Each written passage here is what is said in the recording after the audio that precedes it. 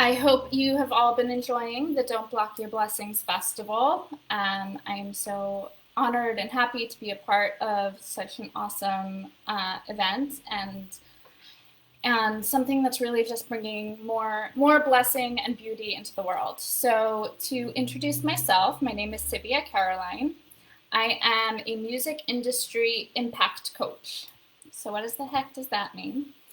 It means I'm a life coach, and I work with mission-driven people in the music industry, people who are wanting to use their talents and the work that they put out in the world to have a greater impact, whether it's in their own communities, to the people around them, or in a broader sense in terms of social impact, to have impact in the world around them. So I'm so excited to be part of this festival because I think just the idea of don't block your blessings is so much at the core of what I teach, of what I do, of what I work on with my clients. To me, blessings come in so many forms. They come in the form of our relationships and love. They come in terms of abundance and money, in our work, in our business. It comes in the confidence. It comes in so many forms. And in order to be able to receive all of those blessings, we have to create an open receptacle, right? We have to have a container to receive all of the blessings that are available in the world for us. And we can't receive what we're not able to give. And we're also not able to give what we're not able to receive, right? So anything that we want to give out into the world, if we want to give love, if we want to give compassion, if we want to give any kinds of blessings that we want to give and that we want to put out in the world, we have to be able to receive them as well. And so like I said, we can't give what we're not able to receive. So as we go into this session, I want you to think about what kind of impact do you want to have in the world? What do you want the people in your life to think about when they're around you? What do you want them to feel like when they're around you? And what kind of positive changes do you want to see in the world, right? We all have a sphere of influence, whether you're a musician, an artist, a teacher, or anyone. We all have a sphere of influence. We have our family, we have our friends, we have a community, and some of us have bigger platforms, right? Some of us have an audience of people who are listening to us. Whatever your sphere of influence is, you have so much power in the impact that you're able to have. But it has to start with the relationship with yourself.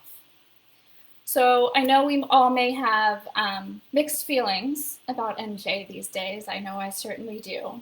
But the line that just has so much truth in it that we can't argue with is if you want to make the world a better place, take a look at yourself and make a change, right? We know that what we want to see happen in the world has to start with the inner work. It has to start with creating a strong foundation of trust, of love, and having that strong foundation and relationship with ourselves first.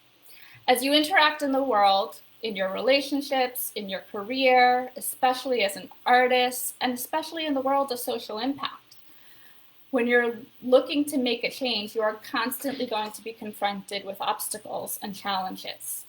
How we move through these obstacles, whether we allow them to stop us and keep us from doing our work in this world, or just how we show up in the face of them. That is all determined by how you're managing your own mind and how consistently you are working on the relationship with yourself. So in my mind, to have authentic impact, it requires a few different things. It requires trust in yourself. It requires confidence. It requires compassion and openness, not being so stubborn and set in your beliefs and in your ways, but being willing to hear from other people. And it requires commitment. It requires commitment to your values, commitment to the changes that you want to see in the world, and commitment to yourself to keep going even when it's hard. And that's always the hardest part, right? We're confronted with obstacles, we're confronted with things that make us uncomfortable, that make us scared, and the easiest thing to do is to just step back. But that commitment to your values, that commitment to yourself is always what's going to keep you going. So I want to share a story with you. I want to share about a personal experience I have that will illustrate this. So, like I said, managing your mind, what does that mean? Managing your mind is the key to having impact in the world. It is the key to building that trusting relationship with yourself, to building that compassionate relationship with yourself, and to keep that commitment to yourself. So how do you manage your mind? Okay, here's my story. This happened a few months ago. I was listening to a podcast. It was a podcast from somebody I love, somebody I respect, somebody whose views and values I align with all the time, most of the time. And she had a guest on, and they were talking about a guest who I also really admire and love his work in the world. And they were talking about racism. I'll just tell you their names because it's easier to say it that way. But it was a Brene Brown podcast, and she had on Emmanuel Acho, and they were talking about racism, which is a cause and an issue that I care deeply about, and I want to do my own work in the world to help change the injustices that I see. And in their conversation about racism, just as an aside, there was a comment about anti-Semitism. It was not the topic of their discussion. It was not the topic of the podcast, but it was just a side remark. And I was triggered because I thought both of them completely missed the point when it comes to anti-Semitism, that they were wrong, that they had the wrong idea about it, that they didn't understand it. And as a Jewish person who was deeply affected by anti-Semitism, this really affected me pretty deeply, and especially coming from two people who I really respected and aligned myself with. Anything malicious or bad they said. It was just something that I thought there was an opportunity there to educate and an opportunity there to really get a message out that was very important to me. And they missed it. They missed that point. And in fact, I think that they were so mistaken in what they said that really kind of perpetuated some of the things that I see happening out in the world when it comes to anti-Semitism. So I was really triggered by this. It was also at a time, this whole year, but I think in general, we know there's been a big rise in anti-Semitism around the world, and especially in this country. And I was really triggered, and I was really, it got me to my core. I was in a really raw place. I was angry, I was frustrated, I was sad, I was upset.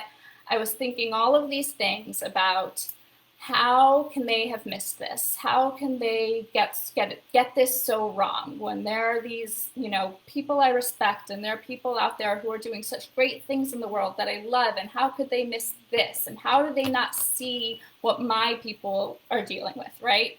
As if it wasn't a personal affront to me, which of course it was not.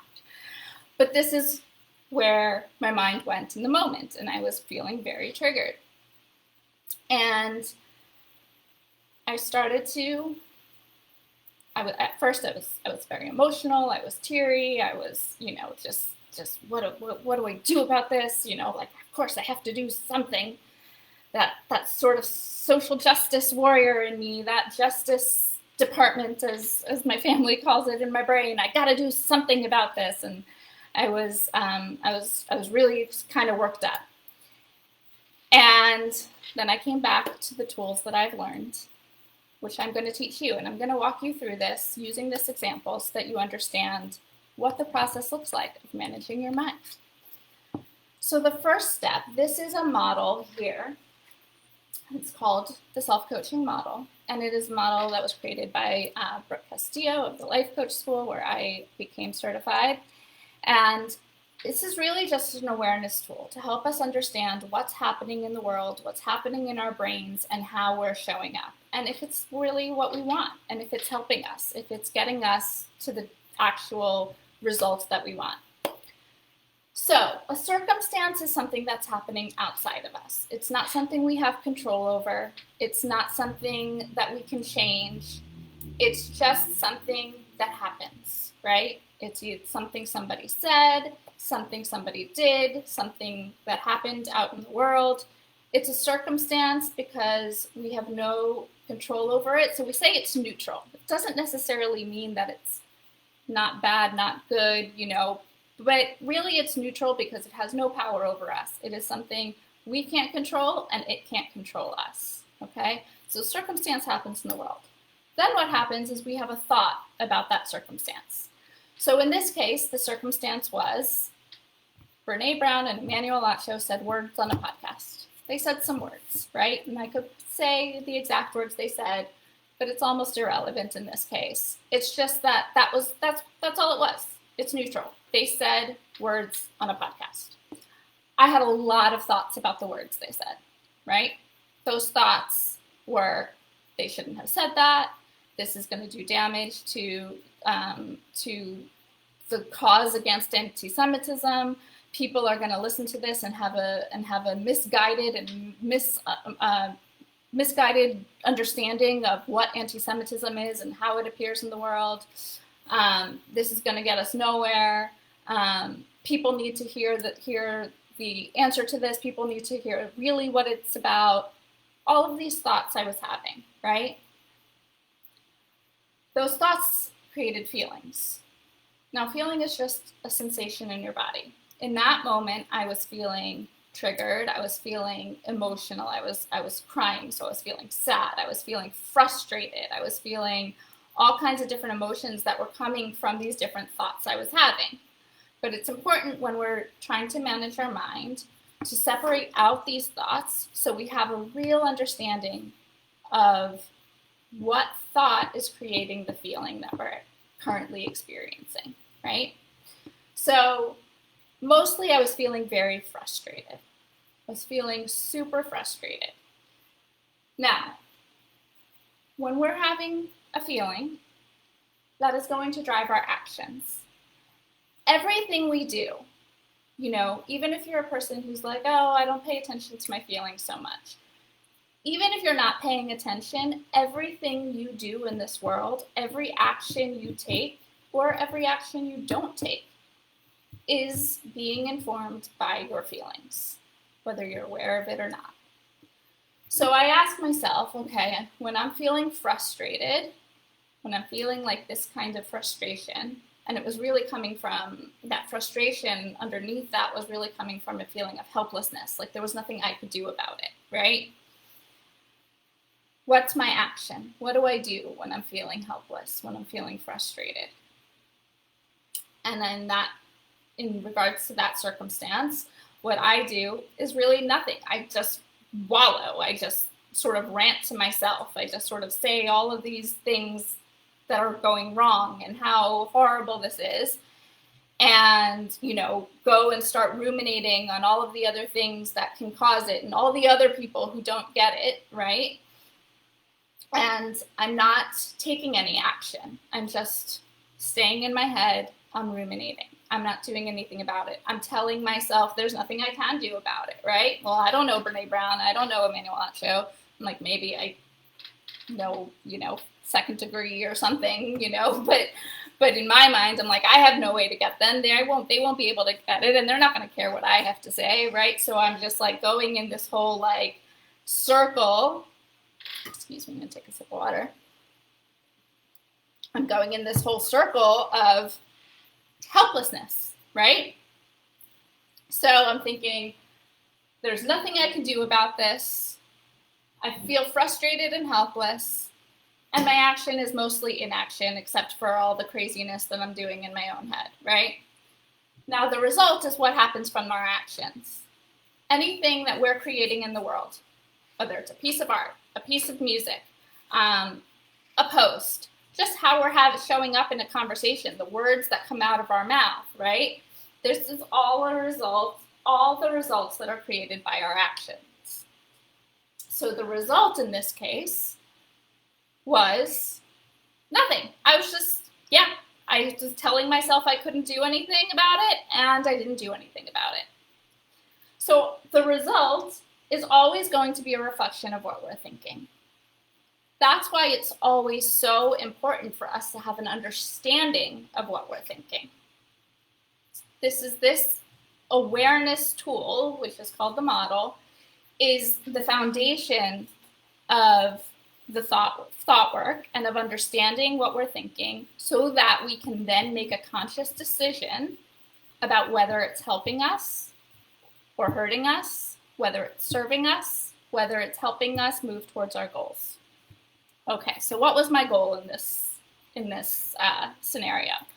Probably at that point I didn't even know what my goal was. I just wanted it to be fixed. I wanted the message to be out there. But when I'm telling myself there's nothing I can do about this, then I'm not doing anything about it, right? So once we are able to get this awareness, and this is what I do and what I suggest is, especially when something comes up and you're triggered, is you write it all out. You write out all of your thoughts. What are all of my thoughts about this? Obviously, we have 60,000 thoughts a day. Most of them are probably negative thoughts. That's just our default programming in our brain. They're mostly going to be negative. So the key is to actually get it out on paper. Recognize that they're thoughts. They're not circumstances, right? They're not something outside of us. They're thoughts that we have complete agency over. We can choose whether or not we want to think that, whether or not we want to believe it, or whether or not we want to redirect our minds to think something else. We have absolute control over our thoughts, which means we have control over our feelings, and we have control over our actions, and we have control over the results that we create in the world. So, when we're doing this, the important thing is to separate out the circumstance from the thought. Recognize the feeling that the thought is creating. How do I behave? How do I show up when I'm feeling this way? And what is the result that I'm creating when I'm taking those actions, or in this case, mostly inaction, right? Now, I want to make a note here about when something comes up that you're really triggered by, that you're really emotionally, in this case for me, I was really emotionally triggered. It was at a time also where there was just a lot of anti-Semitism and I was already triggered by everything. So this was just another piece that just was getting me really emotional. So when you're really emotionally triggered, thought work is important, not always going to be super accessible. So if we think of our brains as we have sort of the lower brain and the higher brain. Our lower brain is that amygdala, fight, flight, freeze, fawn, that sort of response of when we're feeling threatened, right? That's sort of our lower brain, and that's just the biology. That's where so many of our negative thoughts come. It's for so much of our programming from our socialization and also just evolutionary biology. So much of that negative those negative thoughts and that negative reaction, that sort of fight-flight response, comes from our lower brain. Our higher brain, our prefrontal cortex, is where we can make those decisions. We can be intentional about our thinking. We can decide how we want to approach the situation. We can interrupt the model and say, okay, this is how I'm feeling, but I'm going to choose to work on thinking something else before I take any action, okay? So, but when we're so triggered, we don't have the same kind of access to our prefrontal cortex. We don't have the same kind of access to our rational higher brain. So it's important when we're in that mode to first take a moment to work through those feelings. So what I did in that moment is I sat there and I just processed what I was feeling. You can do this in so many different ways. Some people have a meditation they like to do. In that moment for me, it was really just acknowledging how I felt and saying where I felt it in my body. I felt it in my chest. I felt it in my stomach. I felt my face getting hot. All of those physical sensations also help separate you from the thoughts and the feelings that you're having. You recognize, okay, this is just something that's happening in my brain. It's something that's happening in my body, but it's not me. It doesn't have to define me. I can observe it. I can be the observer of my brain. I can be the observer of what's happening. And it takes that charge away just a bit.